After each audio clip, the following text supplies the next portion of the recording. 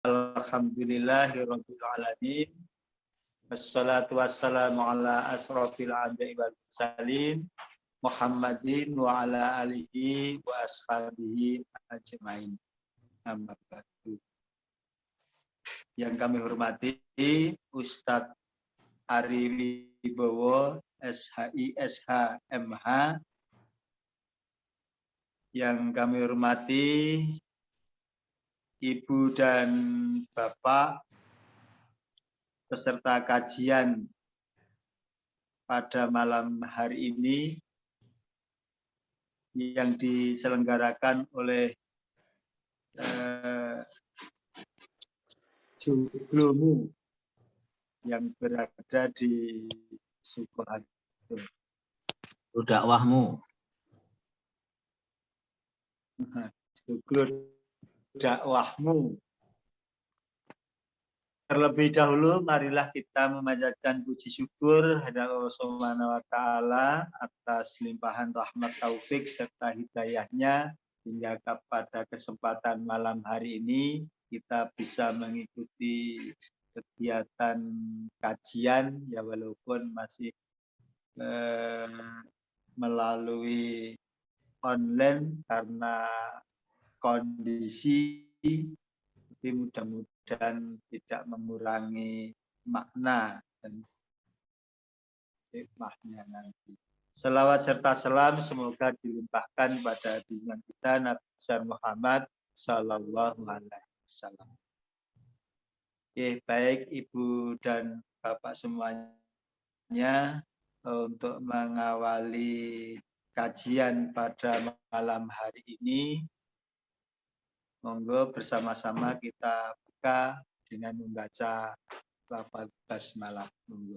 Bismillahirrahmanirrahim. Monggo dipersilahkan Ustadz itu untuk menyampaikan pengantarnya karena memang kajian pada malam hari ini baru perdana. Waktu dipersilahkan. Matur suwun. Assalamualaikum warahmatullahi wabarakatuh. Alhamdulillah wassalatu wassalamu ala Rasulillah wa ala alihi wa ashabihi wa man wala wala haula wala quwata illa billah. Alhamdulillah, Bapak-bapak, Ibu-ibu, saudara sekalian, jamaah kajian Joglo dakwahmu yang saya hormati rahimani wa rahimakumullah. Pada malam hari ini, malam Jumat, kita bisa berkumpul ngaji bareng. Ini merupakan ngaji kita yang pertama yang diselenggarakan oleh Joglo dakwahmu. Alhamdulillah kita diberi taufik oleh Allah Ta'ala untuk bisa menghadiri majelis ilmu yang dikatakan oleh Rasulullah SAW bahwasanya majelis ilmu ini adalah taman surga di dunia. Sebagaimana Rasulullah SAW bersabda, "Idza marartum bi riyadil jannati farta'u qalu wa ma riyadul jannati qala khilaqu dzikri." Jika kamu melewati taman-taman surga, kata Rasulullah, maka singgahlah dengan senang. Para sahabat bertanya, apa taman surga itu ya Rasulullah? Beliau menjawab, halakoh zikir atau majelis ilmu. Jadi jamaah sekalian, hadirnya kita di sini di majelis ilmu ini merupakan hadirnya kita di taman-taman surga di dunia. Dan kata Rasulullah SAW, beliau bersabda, maka singgahlah, hadirlah dengan senang. Kemudian jamaah sekalian, kita sangat berharap bahwasanya majelis ilmu ini, kajian ini dapat meningkatkan iman dan takwa kita, karena kata ulama al-imanu yazidu wa yanqus. Al-iman itu, iman itu terkadang naik Bapak-bapak, Ibu-ibu, dan terkadang turun. Maka karena terkadang naik dan terkadang turun, maka kita wajib memelihara iman itu agar selalu naik. Salah satunya adalah dengan ngaji bareng, ya, berkumpul bareng dalam kebaikan seperti ini. Jadi menuntut ilmu ini salah satu sarana untuk meningkatkan iman kita kepada Allah Ta'ala. Kemudian jemaah sekalian, sebelum nanti Ustadz Ari akan menyampaikan kajian hadis arba'in, maka akan saya sampaikan dulu terkait dengan mungkin hal-hal yang perlu kita perhatikan dalam menuntut ilmu atau hadir di majelis ilmu ini. Terkadang kita sudah merasa bertahun-tahun ngaji gitu ya, mungkin puluhan tahun ngaji, tetapi nampak ilmu kita juga seperti itu saja gitu ya. Artinya terkadang kita tambahan ilmunya itu juga tidak merasakan signifikan, terkadang seperti itu. Maka jemaah sekalian, pada malam hari ini, pertemuan pertama ini akan saya sampaikan terkait dengan motivasi kita dalam menuntut ilmu ya. Yang pertama adalah kita niat ikhlas lillahi ta'ala untuk perbaikan diri, dan ilmu yang akan kita dapatkan benar-benar kita gunakan untuk diamalkan. Jadi niat lillahi ta'ala. Kita ngaji ke sini, datang ke sini dalam rangka untuk perbaikan diri, untuk tambahan ilmu, kemudian berniat ilmu yang kita dapatkan kita amalkan. Kemudian yang kedua, jamaah sekalian, kita tidak lupa berdoa kepada Allah Ta'ala, karena la haula wala quwata illa billah ya. Kita berdoa kepada Allah Ta'ala, Allahumma rabbi zidni ilman warzuqni fahma. Jadi kita minta kepada Allah Ta'ala untuk diberi tambahan ilmu dan tambahan kefahaman. Kemudian selanjutnya jemaah sekalian, kita selalu bersemangat ya dalam menuntut ilmu. Rasulullah SAW bersabda, "Ihris ala yang fauka wasta'id billah wala ta'ziz." Hendaklah engkau semangat melakukan apa yang bermanfaat untuk dirimu dan memohonlah pertolongan kepada Allah dan janganlah engkau merasa lemah. Hadis riwayat Muslim. Jadi jamaah sekalian, ini sabda Rasulullah SAW yang sangat bagus sekali untuk memberikan semangat kepada kita. Jadi kita tidak boleh merasa lemah. Lihat kitabnya, kitab gundul tadi yang di-share. Maka jangan putus asa dan jangan merasa lemah. Insya Allah lama-lama sedikit-sedikit kita akan bisa dan mengambil manfaat dari kitab tadi yang kita share tadi. Jadi lihat kitabnya, kemudian jangan merasa wah nggak bisa, jangan. Dan nanti kita pelan-pelan dituntun Ustadz Ari, nanti kita perhatikan, menyimak apa yang disampaikan Ustadz Ari. Insya Allah lama-lama kita akan terbiasa dengan kitab seperti itu yang tidak ada harokatnya gitu ya. Kemudian yang kedua, Yahya ibnu Abi Syakir, ulama mengatakan la yustata'u ilma birhatil jism, tidak akan didapatkan ilmu bagi badan yang bermalas-malasan, berleha-leha. Jadi masya Allah jamaah sekalian, pada malam hari ini rasanya enak kalau untuk tidur, tiduran santai-santai, tapi kita semua datang ke sini di majelis ilmu ini tidak berleha-leha. Ya inilah insya Allah Ta'ala akan memberikan ilmu kepada kita, karena ilmu itu tidak didapatkan bagi orang yang bermalas-malasan. Kemudian jamaah sekalian, juga semboyan yang selalu kita dengarkan, manjadda wajada. Siapa yang bersungguh-sungguh, dia akan mendapatkan. Manjadda wajada. Ini saya kira kita semua tahu ini, dan insya Allah Ta'ala kita sudah semangat, ya bersungguh-sungguh ikut pengajian ini, sehingga nanti yang kita dapatkan akan optimal gitu ya. Sama sekalian, kita mempunyai keteladanan para ulama juga, ulama terdahulu dalam motivasi bagi kita dalam menuntut ilmu. Seperti kita dengar Jabir bin Abdullah, beliau melakukan perjalanan yang sangat panjang dari Madinah ke negeri Syam. Saat ini bernama Suriah, perjalanan yang ditempuh selama 1 bulan perjalanan dengan tujuan apa? Yakni hanya untuk mendapatkan 1 buah hadis dari Abdullah bin Unais. Jadi 1 buah hadis ditempuh dalam 1 bulan perjalanan dari Madinah ke negeri Syam. Masya Allah ini.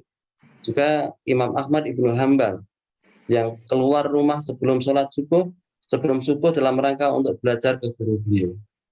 Juga kita pernah dengar Imam Syafi'i, beliau menghafal Quran dalam umur 7 tahun dan menghafal kitab Muwatta Imam Malik dalam usia 10 tahun.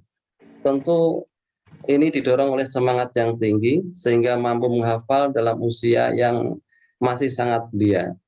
Ya, beliau usia anak-anak, ya, sudah menghafal kitab Al-Muwatta, ya, dan Al-Quran dalam umur 7 tahun. Kemudian juga pengarang kitab yang akan kita kaji jamaah sekalian, yakni Imam Nawawi rahimahullah taala. Beliau menulis banyak kitab, ya, seperti Riyadhus Shalihin, Hadis Arba'in An-Nawawi yang sekarang ini akan kita kaji, kemudian Al-Azkar, kemudian beliau juga menulis kitab Al-Tibyan fi Hamalatil Quran dan lain-lain. Tentu ini adalah effort yang luar biasa. Ya. Beliau menggunakan waktunya untuk membaca dan menelaah. Waktunya disibukkan dengan ilmu baik siang maupun malam. Dan masih banyak lagi, ya, contoh-contoh keteladanan ulama kita dalam bersemangat mendapatkan ilmu dengan berbagai keterbatasan pada masa itu. Sehingga beliau-beliau ini mewariskan kitab-kitab yang sangat berkualitas dan bermanfaat, dan alhamdulillah sampai saat ini kitab-kitab warisan beliau ini jamaah sekalian masih dikaji dan menjadi pelita bagi umat Islam gitu. Kemudian jamaah sekalian, begitu juga dengan ulama Nusantara seperti Kiai Haji Ahmad Dahlan, Hamka dan lain-lain. Beliau adalah teladan dalam menuntut ilmu, ya, mengajarkan ilmu, mengamalkan ilmu dan mendakwahkan ilmu. Jamaah sekalian, teringat kita, ya, ketika Kiai Haji Ahmad Dahlan mengulang-ulang surat Al-Ma'un sampai muridnya memahami, diulang-ulang terus satu surat itu. Para muridnya bertanya, Pak Kiai kok materinya diulang-ulang, kita itu sudah paham, sudah hafal, sudah paham. Ya, karena mereka merasa sudah paham karena diulang-ulang. Ternyata yang dimaui oleh Kiai Haji Ahmad Dahlan adalah sampai kepada mengamalkan surat Al-Ma'un itu. Masya Allah. Ini selaras dengan hadis, man yuridillahu bihi khairan yufaqihu fiddin. Barang siapa yang dikehendaki Allah Ta'ala kebaikan, maka Allah pahamkan dia atas agama ini. Jadi Ibnu Katsir rahimahullah taala menafsirkan fakih ini jamaah sekalian, bapak-bapak, ibu-ibu, adalah bukan hanya mengetahui, bukan hanya memahami fakih ini, kata Ibnu Katsir, fakih ini sekaligus mengamalkan. Kalau orang berilmu kemudian tidak mengamalkan, berarti dianggap tidak paham. Maka Masya Allah, Kiai Haji Ahmad Dahlan ketika mengulang-ulang surat Al-Ma'un ini, ya, sampai murid-muridnya memahami, maksud memahami ini sampai mengamalkan surat Al-Ma'un ini. Jamaah sekalian, yang terakhir insya Allah dalam kajian ini kita menerapkan metode taklil dan takrir, yaitu metode taklil itu sedikit-sedikit, ya. Takrir itu banyak diulang-ulang, seminggu satu hadis insya Allah, dan inilah merupakan cara untuk istiqomah, ya. Jadi nanti 1 minggu 1 hadis, kemudian kita bisa baca hadis itu satu itu dalam waktu 1 minggu ini, kemudian nanti ditambah minggu berikutnya. Dan ini merupakan jalan atau cara istiqomah sebenarnya hadis Nabi, akhabul a'mali indallah atwamuha wa inqala. Sebaik-baik amalan bapak-bapak, ibu-ibu, atwamuha, yakni yang dawam, yang kontinu, ya. Wa inqala, walaupun itu sedikit. Jadi taklil dan takrir, kita sedikit-sedikit. Kemudian nanti kita ulang-ulang sendiri, kita murojaah sendiri di rumah apa yang disampaikan oleh Ustaz Ari, begitu, ya. Nanti malam Jumat berikutnya kita tambah 1 hadis, ya, sehingga kita terasa ringan dan kita bersemangat karena sedikit-sedikit, begitu. Kemudian jamaah sekalian, semoga Allah Ta'ala karuniakan istiqomah kepada kita, ya, ilmu yang bermanfaat dan barokah.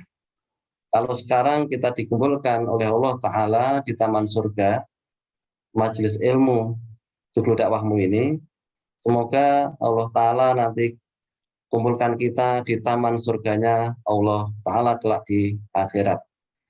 Demikian jamaah sekalian, iftitah dari saya, semoga bermanfaat. Kami ucapkan terima kasih kepada Al-Ustadz Ari yang berkenan meluangkan waktu untuk menyampaikan materi, menyampaikan hadis arba'in ini, dan juga kepada kawan-kawan semua ini yang hadir di sini, bapak-bapak, ibu-ibu dari berbagai macam ini ya, daerah. Ada dari Padang, Masya Allah. Ini dari Padang ada ini. Alhamdulillah. Nah, Pak Emil ini dari Padang ya. Jadi ada dari luar Jawa ada, Masya Allah. Mungkin ini dari Malaysia juga ada, karena saya share di PCE Malaysia, Pak Ibu-Ibu. Jadi ini kita apa namanya nambah teman ya dari apa namanya dari berbagai daerah dan dari apa namanya mungkin dari Malaysia juga nanti insya Allah bergabung setelah Isya. Karena di sana Isanya lebih ini dari kita nih, lebih malam dari kita.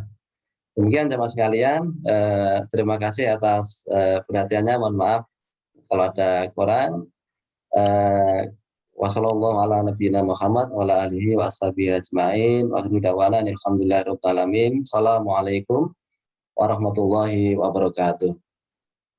Waalaikumsalam warahmatullahi wabarakatuh. Terima kasih Ustadz Tito yang sudah menyampaikan pengantarnya dan sekaligus untuk memberikan motivasi kita semuanya. Untuk selanjutnya mengingat waktu sudah menunjukkan pukul 8 yang sedianya dimulai dari setengah 8 atau 7.30. Untuk itu waktu selanjutnya kami serahkan pada Ustadz Ari Wibowo. Dipersilahkan. Ya, baik. Terima kasih Pak Suyitno. Suara saya bisa didengar dengan jelas? Ya, jelas Ustadz. Ya. Saya mulai. Assalamualaikum warahmatullahi wabarakatuh. Waalaikumsalam warahmatullahi wabarakatuh. Innal hamdalillah nahmaduhu wa nasta'inuhu wa nastaghfiruh wa na'udzu billahi min syururi anfusina wa min sayyiati a'malina may yahdihillahu fala mudhillalah wa may yudlilhu fala hadiyalah. Asyhadu an la ilaha illallah wahdahu la syarikalah wa asyhadu anna Muhammadan abduhu wa rasuluhu la nabiyya ba'dah. Alhamdulillah kita patut syukuri pada malam hari ini masih diberikan nikmat yang sangat agung, yaitu nikmat sehat dan nikmat sempat. Kata Nabi, dua nikmat inilah yang paling sering dilalaikan oleh umat manusia. Ni'matani maghbunun, dua nikmat yang sering kali dilupakan. Yang pertama adalah as-sihah, nikmat sehat, dan yang kedua adalah al-faragh atau nikmat sempat. Dan wujud dari syukur kita kepada Allah tentunya kita perlu tingkatkan, bukan hanya syukur dengan level yang rendah, yaitu asyukru bil qalbi, akan tetapi juga selain asyukru bil lisan dengan mengucapkan hamdalah, juga kita perlu untuk menaikkan derajat kesyukuran kita melalui asyukru bil arkan atau bersyukur dengan tindakan atau perbuatan. Nah, salah satu bentuk syukur terhadap dua nikmat itu pada malam hari ini kita menggunakan bersama-sama thalabul ilmi, menuntut ilmu yang merupakan bagian dari syariat Islam. Maka dengan menggunakan nikmat itu untuk menuntut ilmu, berarti insya Allah kita sudah sampai kepada derajat syukur yang tertinggi, yaitu asyukuru bil arkan atau bersyukur dengan perbuatan.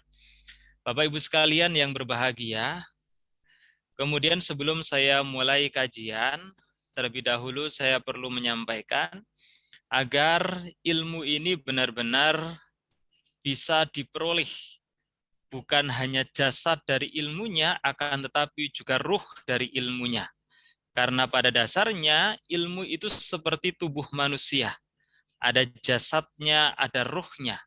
Ruh dari ilmu itulah yang menggerakkan kita untuk melaksanakannya. Tetapi kalau kita hanya mendapatkan jasad dari ilmunya saja, kita hafal, kita tahu, tapi kita tidak tergerak untuk mengamalkan, berarti kita tidak merengkuh ruh atau sukma dari ilmu itu. Dari mana kita bisa menyimpulkan bahwa ilmu itu punya sukma atau punya ruh?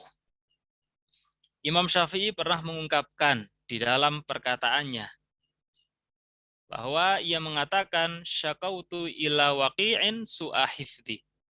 Imam Syafi'i mengadu kepada gurunya Imam Waqi' mengenai sulitnya hafalannya. Lantas apa yang dinasihatkan oleh Imam Waqi'? Fa'arsyadani bi antarkil ma'asi. Imam Syafi'i mengatakan Imam Waqi' memberikan petunjuk kepadaku agar aku senantiasa menjauhi kemaksiatan. Apa hubungannya antara ilmu dengan kemaksiatan? Maka Imam Syafi'i melanjutkan, fa'akhbaroni bi annal ilma nurun wa nurullahi la yahdi lil 'asi. Kemudian Imam Waqi' memberikan nasihat kepada Imam Syafi'i bahwa sesungguhnya ilmu itu adalah cahaya. Wa nurullah, dan cahaya Allah, la yahdi lil 'asi, tidak akan diberikan kepada orang-orang yang berbuat maksiat. Artinya di dalam ilmu itu ada sukma. Sukma dari ilmu itu adalah barokah. Ketika kita mendapatkan ilmu, akan tetapi ternyata barokahnya itu tidak kita rengkuh, maka ilmu itu tidak akan menggerakkan kita kepada ketaatan. Karena itulah ketika kita sedang mengembara mencari ilmu, maka kita pun juga harus senantiasa untuk menjauhi kemaksiatan. Ini sebagai salah satu cara agar kita tidak hanya merengkuh jasad dari ilmunya, akan tetapi kita juga merengkuh ruh atau sukma dari ilmu itu dan menggerakkan kita untuk menjadi pribadi yang takwa. Itulah yang diungkapkan oleh Imam Syafi'i ketika ia mengadukan mengenai lemahnya hafalan Imam Syafi'i kepada gurunya Imam Waqi'. Jadi sekelas Imam Syafi'i saja merasa hafalannya lemah, yang menghafal ribuan hadis, yang bisa menulis banyak kitab yang sampai sekarang menjadi rujukan umat Islam di seluruh dunia. Apalagi kita. Oleh karenanya maka tentunya kita perlu senantiasa berupaya untuk menjauhi kemaksiatan agar ilmu yang kita dapatkan benar-benar menggerakkan kita kepada ketakwaan. Bapak Ibu sekalian yang berbahagia, sesuai yang tadi disampaikan oleh Pak Tito, saya diamanai untuk menyampaikan salah satu kitab, yaitu Syarhul Arba'ina Haditsan An-Nawawiyah, atau syarah hadis Arba'in yang dikarang oleh Al-Imam Yahya bin Syarafuddin An-Nawawi. Dan syarah yang saya gunakan yang ditulis oleh Al-Imam Al-Allamah Ibnu Daqiq Al-Aid radhiyallahu anhu. Kenapa dipilih kitab ini? Sebenarnya pensyarah dari hadis Arba'in An-Nawawiyah ini banyak. Tetapi saya melihat syarah dari Ibnu Daqiq ini cukup sederhana, akan tetapi mendalam. Oleh karenanya maka untuk sementara, sebelum nanti barangkali ditemukan ada yang lebih baik untuk disampaikan pada kajian rutin kita, maka kita menggunakan syarah yang ditulis oleh Imam Ibnu Daqiq Al-Aid. Nah, Imam Ibnu Daqiq Al-Aid ini seorang ulama dari Mesir dan juga seorang hakim yang juga memiliki banyak karya.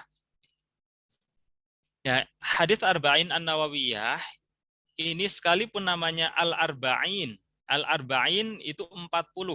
Jadi kalau Arba'atun atau Arba'un itu 4, tapi kalau Arba'una atau Arba'in itu 40. Jadi sekalipun namanya itu hadis yang jumlahnya 40, tetapi di dalamnya itu ada 42 hadis. Jadi insya Allah nanti kita akan mempelajari 42 hadis yang ada di dalam kitab tersebut. Bapak Ibu sekalian yang berbahagia, ini karena waktunya pendek ya, tinggal 20 menit, maka barangkali nanti kita bagi dua saja. Jadi tidak semua syarah dari hadis yang pertama saya sampaikan pada malam hari ini, akan tetapi nanti bisa kita lanjutkan pada pertemuan yang akan datang. Nah, jadi saya mulai dari Al-Hadithul Awal. An Amiril Mu'minin Abi Hafsin Umar bin Al-Khattab radhiyallahu taala anhu. Jadi direwayatkan dari Amirul Mukminin Abi Hafsin Umar bin Khattab radhiyallahu anhu, qala, ia berkata. Jadi qala itu adalah fi'il madhi atau kata kerja lampau yang artinya berkata. Maka ada qaul, itu artinya perkataan dari kata qala. Ya, kalau ada kata qala itu artinya adalah berkata. Sami'tu Rasulullah sallallahu alaihi wasallam yaqulu, aku mendengar, kata Umar bin Khattab, Rasulullah sallallahu alaihi wasallam berkata, innamal a'malu binniyat. Amal-amalan itu tergantung dari niat. Wa innama likulli imri'in ma nawa. Dan setiap orang akan mendapatkan sesuai dengan niatnya. Faman kanat hijratuhu ilallahi wa rasulihi, barang siapa yang hijrahnya, karena hadis ini terkait dengan hijrah. Ketika itu Nabi bersama dengan sahabat dari Makkah ke Madinah. Faman kanat hijratuhu ilallah wa rasulihi, siapa yang hijrahnya itu kepada Allah dan Rasulnya, fahijratuhu ilallah wa rasulihi, maka sungguhnya dia benar-benar berhijrah kepada Allah dan Rasulnya. Wa man kanat hijratuhu lidunya yusibuha, tetapi barang siapa yang berhijrah atau hijrahnya lidunya untuk dunia, yusibuha yang ingin dia raih, awimra'atin yang kihuha atau untuk perempuan yang akan dinikahinya, fahijratuhu ila ma hajar ilaih, sungguhnya dia berhijrah ya sesuai dengan apa yang dia inginkan. Ya, kemudian di sini disebutkan dalam syarah dari Ibnu Daqiq ini, rawahu Imam al-Muhadditsin. Hadis ini diriwayatkan oleh dua imam ahli hadis. Siapa itu? Yang pertama Abu Abdillah Muhammad ibnu Ismail bin Ibrahim bin Al-Mughirah bin Bardizbah Al-Bukhari, atau yang kita kenal dengan sebutan Imam Bukhari. Yang kedua diriwayatkan oleh Abul Husain Muslim bin Al-Hajjaj bin Muslim Al-Qushairi An-Naisaburi, atau yang biasa kita kenal dengan sebutan Imam Muslim. Jadi hadis ini diriwayatkan oleh dua imam ahli hadis, yaitu Imam Bukhari dan Imam Muslim. Fi sahihihima alladzaini huma ashahul kutubil musannafah. Dan hadis ini ada di dalam dua kitab sahih, yaitu kitab sahih Bukhari dan kitab sahih Muslim. Huma, keduanya, ashahul kutubil musannafah. Dua-duanya itu adalah kitab yang tersahih terkait dengan hadis yang telah tersusun sampai dengan saat ini. Oleh karenanya maka derajat kesahihan dari hadis ini tidak lagi diragukan karena diriwayatkan oleh dua imam ahli hadis yang memiliki dua karya besar, yaitu Sahih Bukhari dan Sahih Muslim, dan keduanya itu merupakan kitab hadis yang tersahih yang tersusun sampai dengan saat ini. Ya, kemudian saya lanjutkan dengan syarah dari Ibnu Daqiq. Hadza haditsun sahihun muttafaqun ala sihhatihi. Jadi hadis ini sahihun, sahih, muttafaqun ala sihhatihi, yang telah disepakati kesahihannya. Wa 'azimu mauqi'ihi wa jalalatihi, dan memiliki kedudukan serta kemuliaan yang agung, atau memiliki keagungan, kedudukan, dan kemuliaannya. Wa kathratu fawaidihi, dan memiliki faedah atau manfaat yang banyak. Rawahul Imam Abu Abdillah Al-Bukhari fi ghairi maudhi'in min kitabihi. Jadi Imam Bukhari menempatkan hadis ini tidak hanya pada satu tempat dalam kitabnya. Kemudian rawahu Abul Husain Muslim bin Al-Hajjaj fi akhiri kitabil jihad. Kemudian Imam Muslim mencantumkan hadis ini fi akhiri kitabil jihad, di akhir kitab jihad, di dalam karyanya. Ya, saya lanjutkan dulu. Nah, nanti kalau misalnya sudah ada pelajaran bahasa Arab, bisa sekalian dipraktekkan. Wa huwa ahadul ahadits allati 'alaiha madarul Islam. Dan hadis ini adalah salah satu hadis yang merupakan madar. Madar itu bisa diartikan orbit atau titik sentral. Kalau madarul Islam itu berarti titik sentral dari Islam. Jadi hadis innamal a'malu binniyat ini merupakan salah satu hadis yang merupakan titik sentral dari Islam. Qala al-Imam Ahmad wa Syafi'i rahimahumallah, dan dikatakan oleh Imam Ahmad dan Imam Syafi'i yang dirahmati oleh Allah, yadkhulu fi haditsil a'mali binniyat thuluthul ilmi. Jadi hadis innamal a'malu binniyat ini merupakan sepertiga dari ilmu. Apa alasannya? Diungkapkan di sini oleh Qolal Baihaqi, oleh Imam Baihaqi, wa ghairuhu, dan imam-imam yang lain, wasababu dzalika anna kasbal abdi yakunu biqalbihi wa lisanihi wa jawarihi. Kenapa kok disebut sebagai sepertiga dari ilmu? Kalau salasah atau salasun itu artinya 3. Kalau sulus itu artinya sepertiga. Maka kalau di sini disebutkan sulusul ilmi itu berarti sepertiga dari ilmu. Ya, kenapa hadis innamal a'malu binniyat ini merupakan sepertiga dari ilmu? Ya, annakasbal abdi, karena amalan atau usaha seorang hamba yakunu biqalbihi walisani wa jawarihi. Jadi amalan dari seseorang itu adalah dengan hatinya, dengan lisannya, dan dengan perbuatannya. Jadi amalan manusia itu kan ada 3. Ada amalan hati, ada amalan lisan, ada amalan perbuatan. Nah, wan niyatu ahadul aqsam ats-tsalatsah. Jadi niat itu adalah salah satu dari 3 itu. Yaitu apa? An-niyah itu merupakan amalan hati.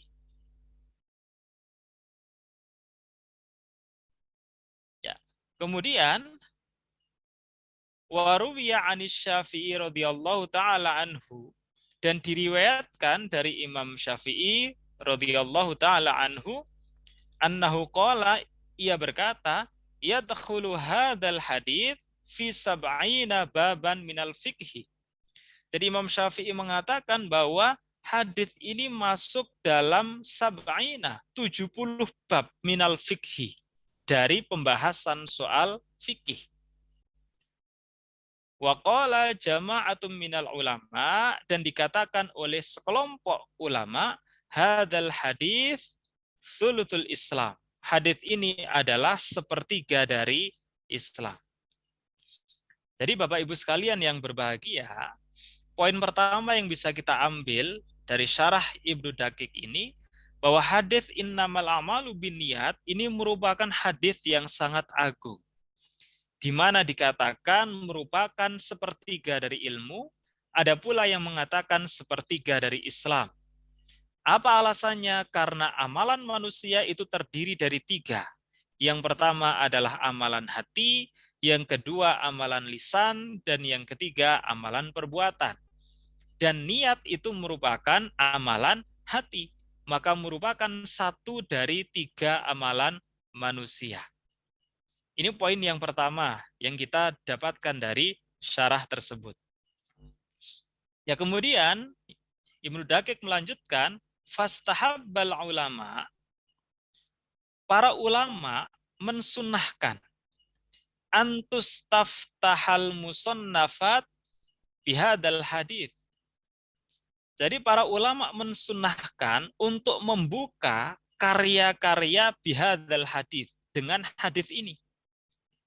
Jadi ketika mau berkarya, mau menulis, itu disunahkan untuk memulai dengan hadis innamal a'malu binniyat. Nah, saya kira bisa diperlebar. Jadi bukan hanya ketika mau menulis saja, tetapi barangkali mau melakukan aktivitas apa, itu bisa memulai dengan hadis innamal a'malu binniyat. Ketika kita mau ngaji, bisa diterapkan. Kita menyebut hadis innamal a'malu binniyat sebagaimana yang dilakukan oleh para ulama. Wa mimman ibtada'a bihi fi awwali kitabihi, dan yang mencantumkan hadis mengenai niat ini di dalam kitabnya adalah Al-Imamu Abu Abdillah Al-Bukhari, yaitu Imam Bukhari. Maka kalau Bapak Ibu membuka Sahih Bukhari, itu hadis yang pertama adalah hadis tentang niat. Innamal a'malu binniyat. Nah, tentu ini ada alasannya. Apa alasannya? Nah, waqala Abdurrahman bin Mahdi, Abdurrahman bin Mahdi mengatakan, yambaghi likulli man sonafa kitaban. Jadi hendaknya setiap orang yang akan menulis sebuah kitab, ayyab tadi'a fihi bihadal hadith, untuk memulai atau mengawali dengan hadis ini. Apa tujuannya? Tambihan, sebagai peringatan. Li talibin ala tashihin niyah, sebagai peringatan agar kita niatnya itu benar atau lurus. Jadi ada alasannya kenapa disunahkan ketika mau menulis itu terlebih dahulu mengawali dengan hadis innamal a'malu binniyat. Seperti yang dilakukan oleh Imam Bukhari dan juga oleh imam-imam yang lain dalam beberapa karyanya. Nah, kalau kita barangkali karena kita bukan penulis kitab, bisa diterapkan dalam aktivitas kita. Misalnya mau mengajar, innamal a'malu binniyat wa innamal likulli imri'in ma nawa, dan seterusnya. Ketika kita mau belajar, mau ngaji, innamal a'malu binniyat wa innamal likulli imri'in ma nawa.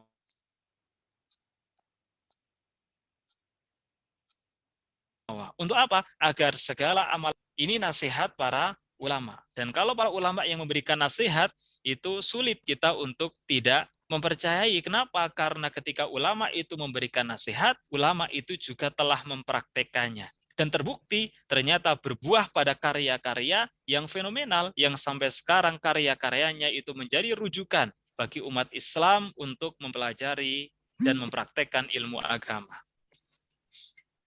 Jadi poin yang kedua adalah hendaknya ketika kita mau melakukan aktivitas, terutama ketika kita mau menulis, maka kita dianjurkan atau disunahkan untuk mengawali dengan hadis innamal a'malu binniyat, agar niat kita itu bisa lurus.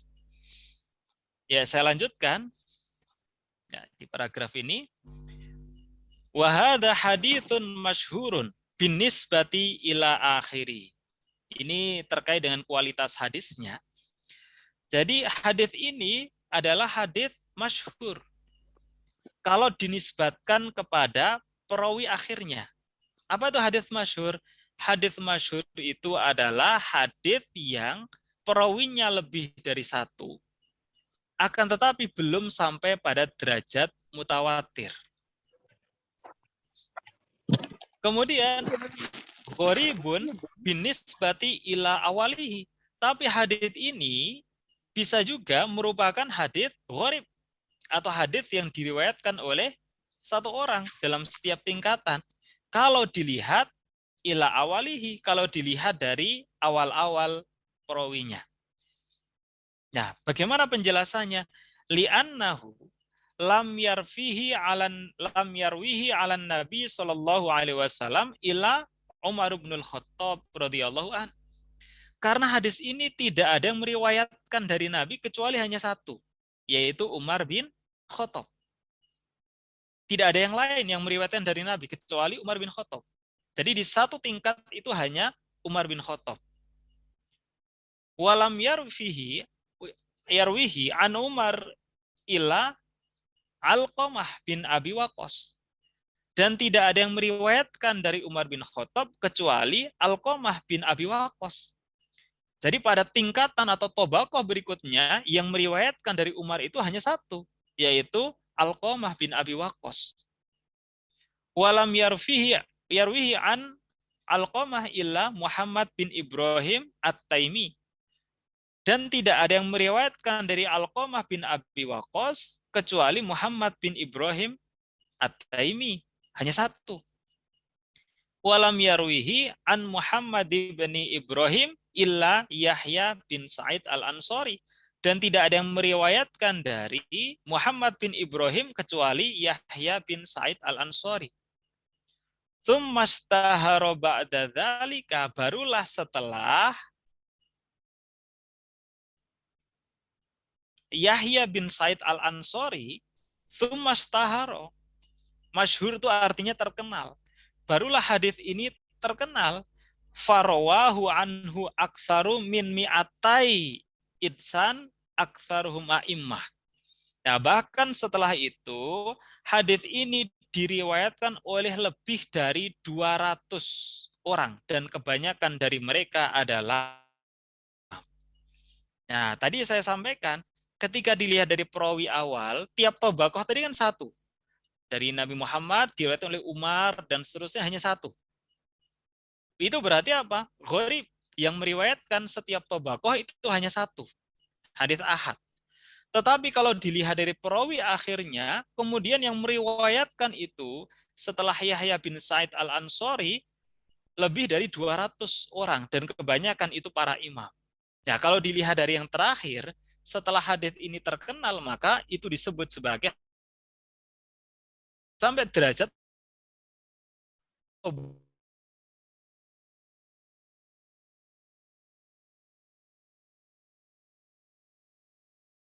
tingkatannya tertinggi. Nah, ini terkait dengan derajat hadisnya. Nah, baru kita akan mulai ke substansi. Tapi waktunya sudah tinggal 2 menit lagi. Jadi mungkin bisa dilanjutkan pada pertemuan yang akan datang. Nah, tetapi yang bisa saya simpulkan dari penjelasan pada malam hari ini, yang pertama hadis innamal a'malu binniyat ini diriwayatkan oleh 2 imam ahli hadis yang besar, yaitu Imam Bukhari dan Imam Muslim.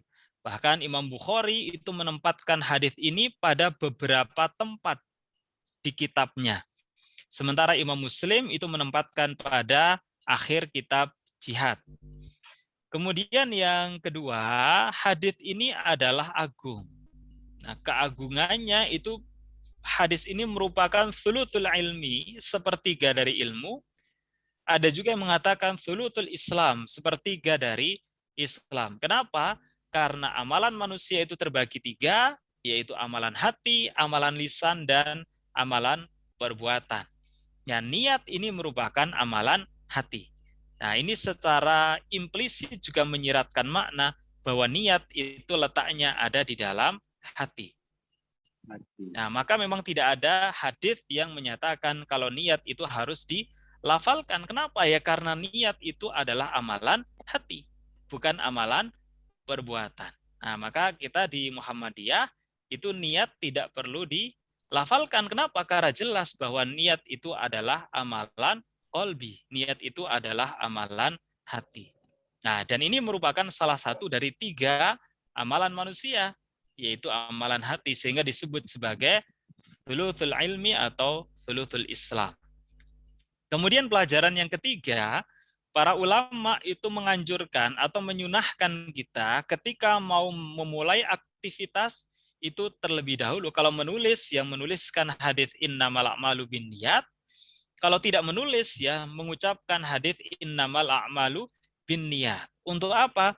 Tujuannya tambihan, sebagai suatu peringatan agar niat kita dalam melakukan ibadah itu lurus.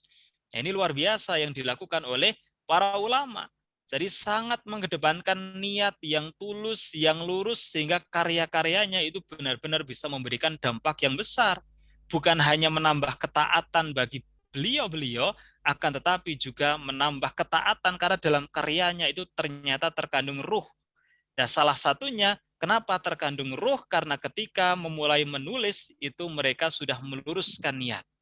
Sama dengan kita kan, seorang guru, seorang dosen, ketika mengajar, niatnya itu lurus dengan yang tidak lurus, itu insya Allah akan berbeda.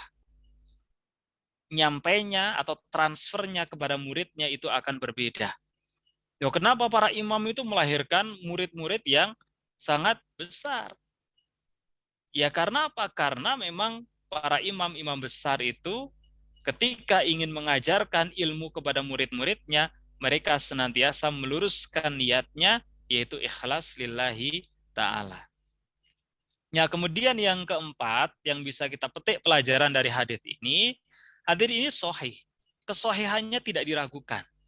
Ya, kalau dinisbatkan pada perawi akhirnya tadi, setelah masyhur, bahkan yang meriwayatkan lebih dari 200 orang, itu derajatnya adalah hadis masyhur. Karena dalam satu tobakoh itu yang meriwayatkan ada banyak. Tetapi kalau dinisbatkan pada perawi-perawi awalnya, itu hanya satu setiap tingkatannya. Setiap tobakohnya itu hanya satu. Setiap generasi itu hanya satu. Oleh karenanya maka disebut sebagai hadis gharib. Nah, saya kira sampai sini dulu. Besok kita lanjutkan ke walafdatu innama. Jadi kenapa diawali dengan kata innama? Innamal a'malu binniyat. Kok tidak al-a'malu binniyat? Tetapi diawali dengan kata innama. Ini ada maknanya. Ya, saya kira demikian Pak Suyitno. Nanti terlalu malam, Bapak Ibu juga butuh istirahat, sehingga nanti saya tidak mengganggu istirahat atau aktivitas dari Bapak Ibu sekalian. Ya, yang penting ya menambah seminggu sedikit-sedikit tidak masalah, tidak harus langsung banyak. Ya, demikian. Mohon maaf bila ada kekurangan, atau ada yang mau dikomentari dulu, atau ada yang mau bertanya. Barang satu atau dua cut. Ya. Ya, monggo. Monggo. Kalau belum ada ya enggak masalah karena ini masih awal-awal. Ya, nanti di minggu depan. Ya, belum sampai kepada substansi. Tapi kalau ada, saya persilahkan. Ya. Belum ada? Kalau belum ada, saya kira cukup dulu ya, Bapak Ibu. Oh, ada ini. Ada satu Pak Itno nih, Ibu Intarsih Warijan. Monggo Ibu. Assalamualaikum Ustaz. Waalaikumsalam. Saya dari Kuala Lumpur nih. Oh iya. Iya. Ya, ini saudara kita dari Kuala Lumpur. Waktu itu pernah ke TPA Kampung Baru nih. Iya. Ya, Masya Allah. Selamat bergabung Ibu. Ya, terima kasih Ibu. Tentang niat dalam hati itu kan itu termasuk dalam kita mau mengerjakan sholat ya Ustaz ya. Ya. Tapi kok kebanyakannya yang saya dengar lah yang bermadhab Imam Syafi'i itu kok niatnya kok dilafalkan seperti usolli sholat itu mana? Oh ya.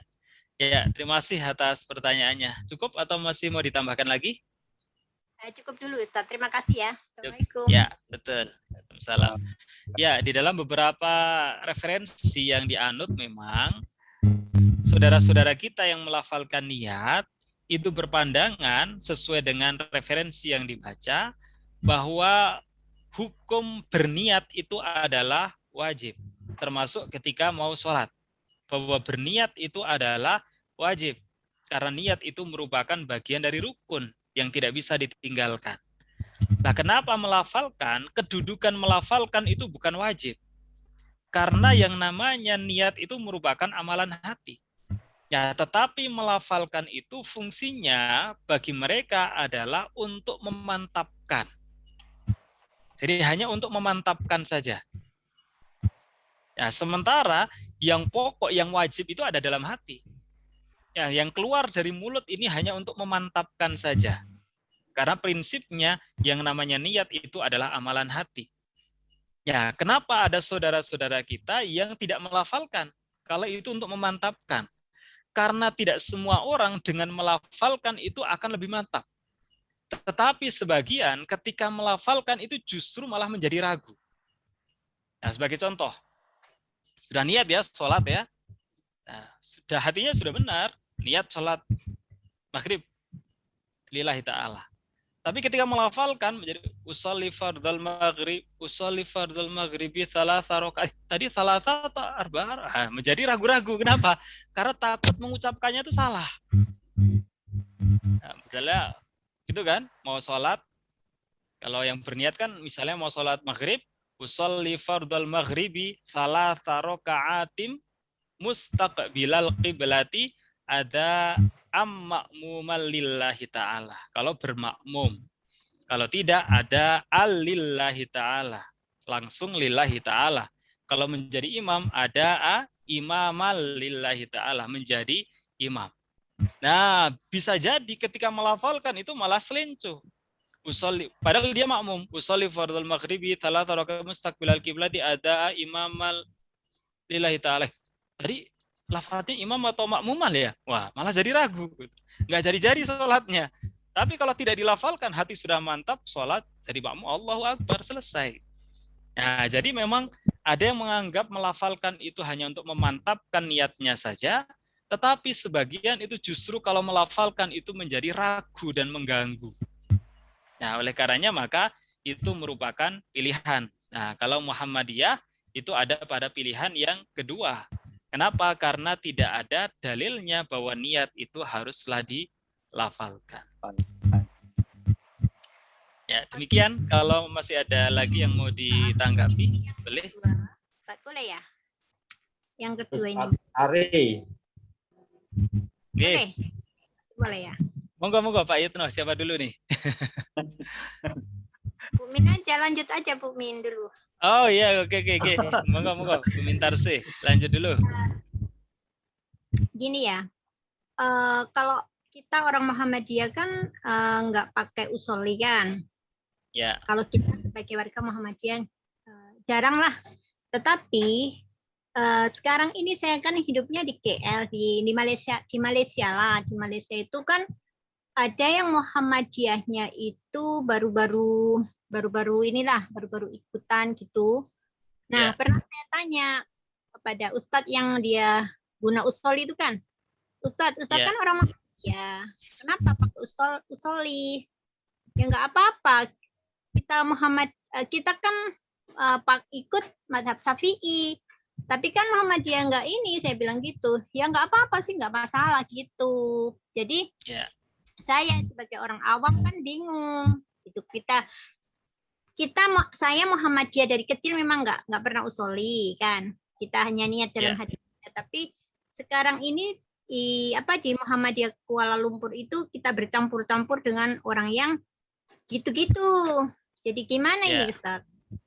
Ya, tidak apa-apa. Kalau memang mau melafalkan niat dari saudara kita, ya tidak ada masalah. Ketika kita bermakmum terhadap saudara kita yang mengamalkan niat itu juga dengan mengikrarkan secara lisan, maka sholat kita tetap sah. Jadi bukan menjadi persoalan.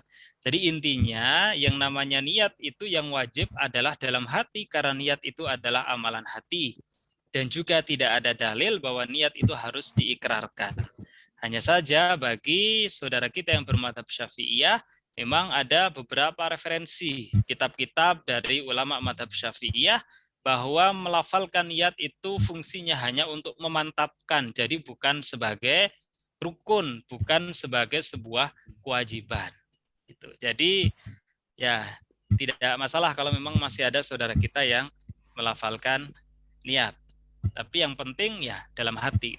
Karena dikhawatirkan ketika niat itu dilafalkan, malah bisa jadi mengandalkan pada lisannya, hatinya menjadi lupa gitu. Karena yang penting terucap. Ya, padahal sebenarnya intinya itu ada di hati gitu. Ucapan itu adalah apa yang dikeluarkan dari hati. Tapi kan terkadang orang tidak mengeluarkan apa isi yang ada dalam hati, tapi hanya merupakan amalan lisan belaka.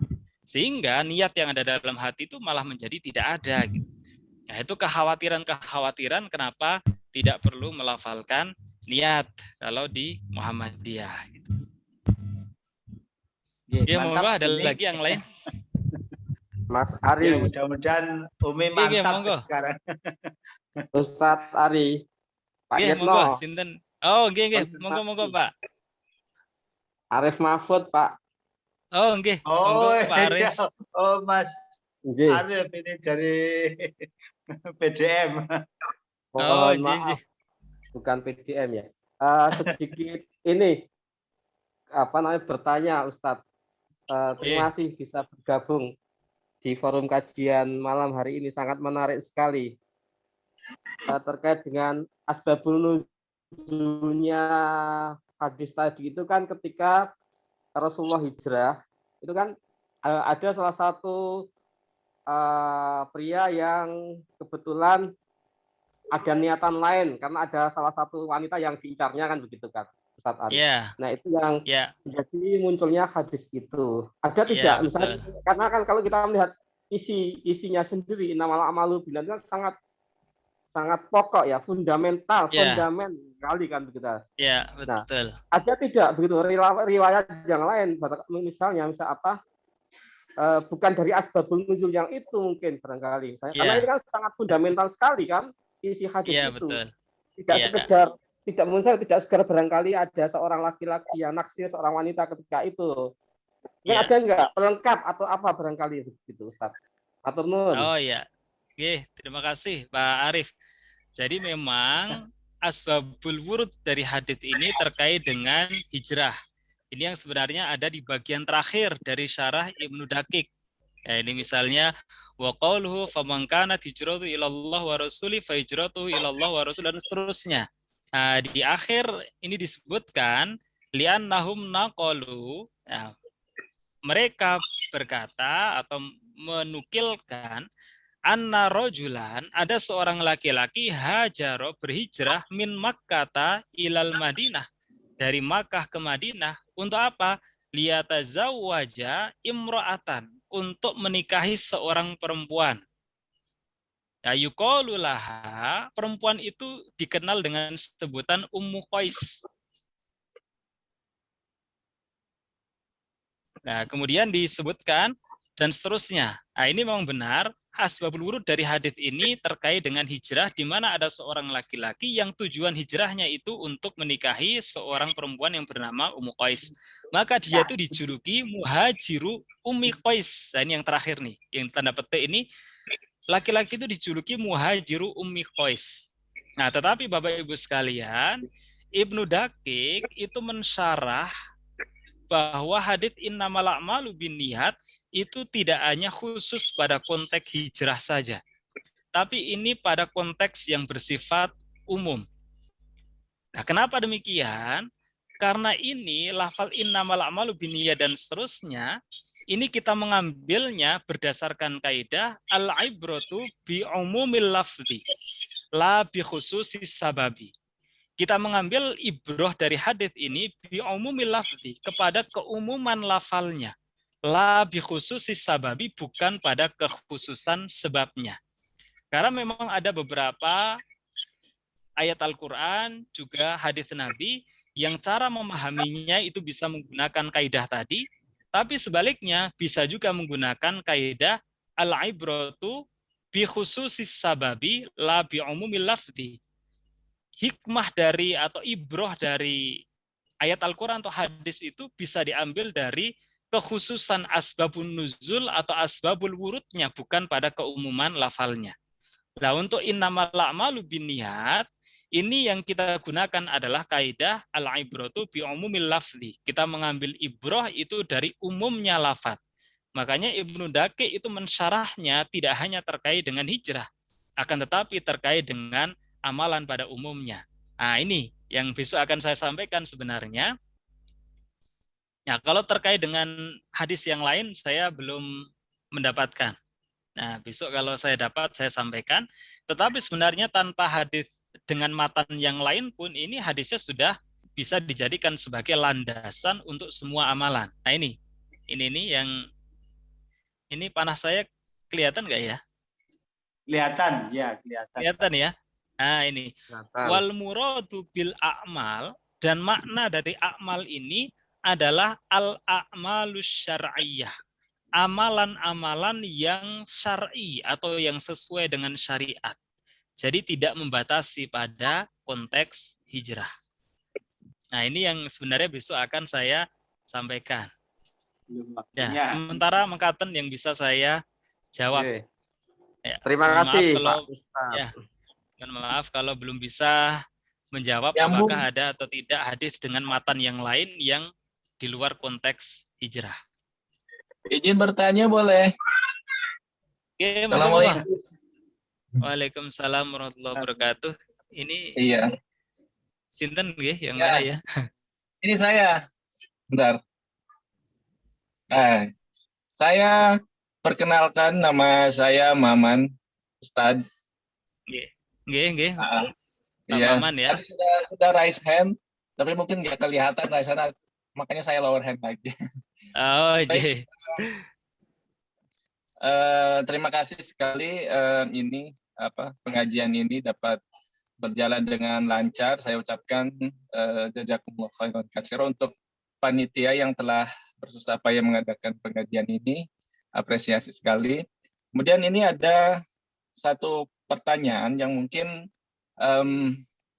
mengenai niat ini. Kalau kita misalkan niat sholat kan durasinya itu kan sebentar, insya Allah 5 sampai 15 menit ya mungkin kegiatan ritual ibadahnya. Nah, barangkali kalau misalkan kita ada ibadah amalan yang multi years, misalkan kita berniat wakaf gitu kan ya. Nah, kita sudah niat wakaf lillahi ta'ala misalkan gitu ya. Dilalah gitu. Karena biasanya itu kalau kita berniat baik itu ada saja gangguannya itu dari setan yang coba untuk membelokkan niat kita gitu kan ya. Nah, seandainya pas pertengahan jalan itu kita terbawa arus oleh setan, belok niat kita itu ingin dipuji, ria dan lain sebagainya. Ataupun pas kita sholat, dilalah di belakang kita ada bertua gitu, kita jadi imam.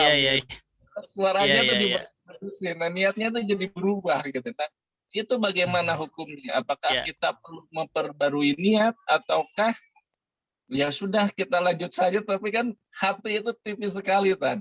Itu bagaimana hubungannya? Terima kasih. Terima kasih Pak Maman. Jadi ini barangkali bisa dipersamakan dengan puasa Ramadan. Untuk berpuasa Ramadan itu kan harus berniat. Ya, persoalannya niatnya itu cukup sekali di awal atau niatnya itu setiap kita mau berpuasa. Nah, di sini memang ada perbedaan di kalangan imam madhab. Kalau menurut Imam Syafi'i, memang niat itu ya harus setiap hari ketika kita mau berpuasa. Tapi menurut Imam Malik enggak. Niat itu cukup sekali saja, boleh untuk 30 hari. Nah, sama halnya barangkali ya dengan wakaf yang tadi dicontohkan. Jadi sudah niat sekali, tapi di tengah jalan ternyata niatnya belok. Ya setelah niatnya belok itu perlu berniat lagi atau tidak gitu. Ya kalau kita kiaskan dengan puasa Ramadan tadi, maka tidak perlu lagi kita berniat. Jadi ketika belok itu ya itu waktu ketika kita nggak benar. Nah ketika sudah lurus kembali ya sudah kembali kepada niat yang awal. Karena memang ketika itu ya niatnya untuk seterusnya. Dan sama dengan Ramadan juga. Ketika batal sehari, ya sudah kan niatnya ketika di awal untuk semua hari. Nah, maka kalau menurut Imam Malik kan nggak perlu berniat lagi, sekalipun batal pada hari tertentu ketika berada di bulan Ramadan. Yaitu barangkali bisa dikiaskan, memang ada dasarnya. Jadi Imam Syafi'i punya dasar, Imam Malik juga demikian. Karena semuanya itu adalah para imam yang memang tidak diragukan soal kefakihan akan ilmunya. Jadi saya kira tidak menjadi persoalan dan tidak perlu lagi untuk memperbarui niat. Ya ada lagi Bapak Ibu yang mau bertanya? Itu di chatting itu kayaknya ada, Tat. Oh gitu ya. Wah ini ada 12. Wah, ya dirangkum aja, Tat. Oh yang terakhir nih. Terakhir. Oh ini pertanyaan terakhir, Ji. Wah. Ini mohon izin bertanya, tapi jika waktunya tidak mencukupi boleh dijawab minggu depan. Jika ada seseorang yang sedang berhijrah untuk memperbaiki diri yang ilmu agamanya masih sangat dangkal, tapi di saat yang bersamaan orang itu juga men-share seperti poster tentang ayat Quran atau hadis. Nah, bagaimana sikap Ustadz terhadap orang yang seperti ini? Karena setahu saya kita diminta untuk memperbaiki diri sebelum memperbaiki orang lain. Ya, ini men-share apa nih? Men-share poster tentang ayat Al-Quran atau hadis. Sementara kita sedang dalam proses belajar. Oh gitu ya. Ya. Ya, terima kasih pertanyaannya. Jadi memang untuk beramal kebajikan itu tidak harus menunggu kita sudah mengamalkannya sendiri. Jadi memang di satu sisi ada dalil dalam Al-Quran, kabura maqtan indallah antaqulu ma la taf'alun.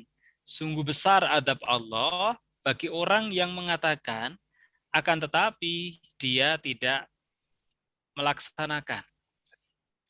Nah, sebenarnya yang seperti ini merupakan gambaran orang yang munafik.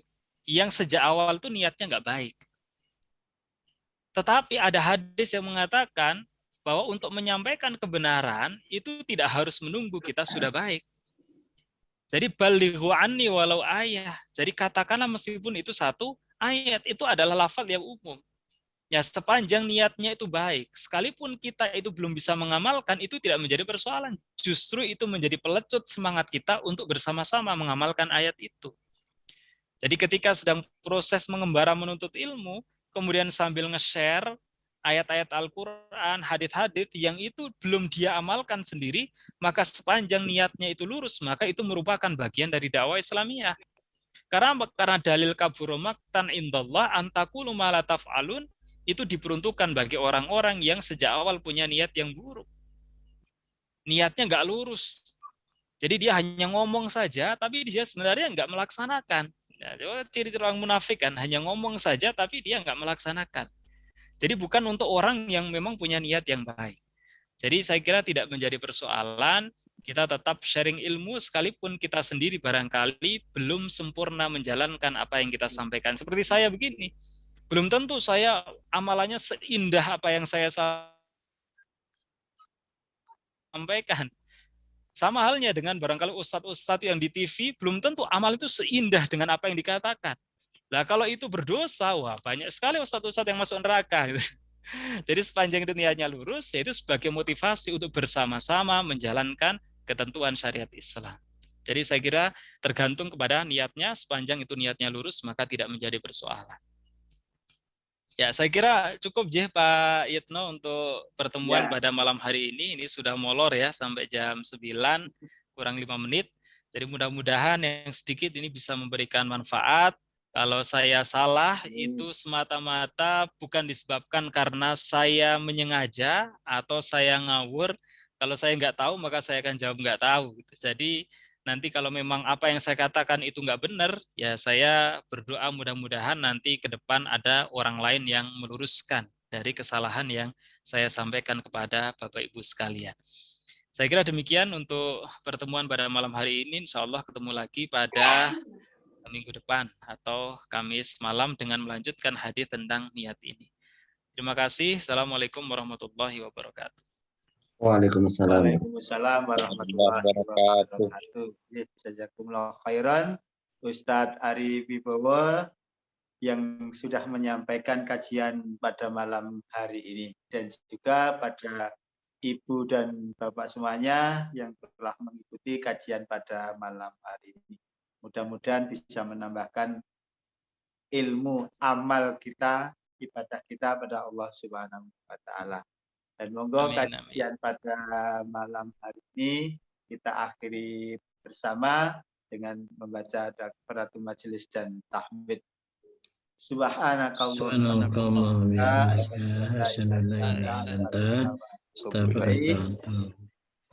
alhamdulillahirobbilalamin.